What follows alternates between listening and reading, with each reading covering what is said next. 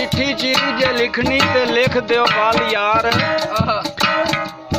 मैं टुरिया दानाबाद दी ते होत बामन खिदमतगार ते पांदा खीवे हान दा ते मूरत शोध संभाल। उठ टुरिया दानाबाद दी यारो ताइये पई ख्याल। ओ ते चलिया कारण धुबदी ते कड़ कड़ दुड़की चाल। वंज पहुंचिया दानाबाद सी यारो आ लूंबे हाल। ते अगे मिर्जा चोमट सी खेड़दा ते बैठ यारां दे नाल। ओ दूरों डिठा सू बामण नानका ओदे हथों झाड़ पई ए घाट। आखे कोई गजब साहबां ते वरत्या पर जाने जल जलाल।